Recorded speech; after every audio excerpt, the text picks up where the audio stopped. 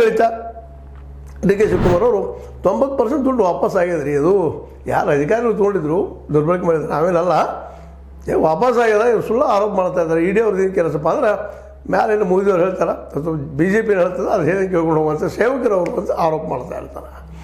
ಅವ್ರು ಹೇಳಿದಂಗೆ ಕರುಣೆ ಇರ್ಬೋದು, ಇವ್ರು ಹೇಳಿದಂಗೆ ಇದು ಕರುಣೆ ಇರ್ಬೋದು, ಯಾವ ಸುಳ್ಳಿನಲ್ಲ. ದುಡ್ಡು ಮಾತ್ರ ಅಲ್ಲಿ ಅಪಹರಣ ಆಗಿದ್ದು ಸತ್ಯಲ್ಲ.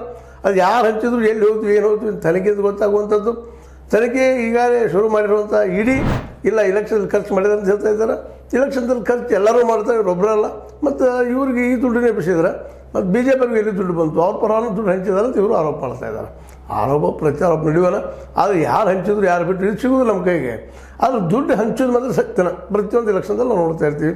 ಅದರಲ್ಲೂ ಸ್ಲಮ್ ಏರಿಯಾದಲ್ಲೇ ಪಾಪ ಎಣ್ಣೆ ಇದ್ದಂಥ ಏರಿಯಾದಲ್ಲೇ ಈ ದುಡ್ಡನ್ನು ಹಂಚುವಂಥ ಕೆಲಸ ನಡೀತಾ ಇರ್ತಾವೆ. ಬಡತನ ಇರ್ತದೆ. 500, 1000, 200 ಎಷ್ಟು ಕೊಡ್ತಾರೆ ಓಟ್ ಹಾಕಿಲ್ಲ ಅಂತಂದರೆ ಭಾಳಷ್ಟು ಜನ ಅದಕ್ಕೆ ಬೆನಿಫಿಷ್ ಆಗ್ತಾ ಇರ್ತಾರೆ. ತಮ್ಮ ಓಟ್ಗಳನ್ನ ಮಾರ್ಕೊಳ್ತಾ ಇರ್ತಾರೆ. ಅಯೋಗ್ಯರಿಗೆ ಓಟ್ ಹಾಕಿ ಆರಿಸ್ತಾ ಇರ್ತಾರೆ. ಇದು ಈ ದೇಶದ ದುರಂತ. ಆರ್ಥಿಕವಾಗಿ ಅಸಬಲರಾದಂಥ ಶಕ್ತಿ ಇರೋಂಥ ಜನ ಪಾಪ ದುಡ್ಡು ತೆಗೆದುಕೊಳ್ತಾರೆ. ಆ ದುಡ್ಡಿನಿಂದ ಏನು ಆಗ್ತದೆ ಅನ್ನೋದು ಕಲ್ಪನೆ ಇರೋದಿಲ್ಲ. ಇಂಥ 84 ಕೋಟಿ ದುಡ್ಡನ್ನು ಎಬ್ಬಿಸುವಂಥ ಮಹಾಮಹಿಮರು ಬರ್ತಾರೆ ಇಲ್ಲಿ ಆಡಳಿತದಲ್ಲಿ ಅನ್ನುವಂಥದ್ದು ಅವ್ರಿಗೆ ಗೊತ್ತಿಲ್ಲ. ಏನೂ ಇರಲಿ, ಈಗ ನಮ್ಮ ಸಿದ್ದರಾಮಯ್ಯ ಹೇಳಿದ ಮಾತು ಮುಗಿಸೋ ಪ್ರಯತ್ನ ಮಾಡ್ತಾಯಿದ್ದೀನಿ.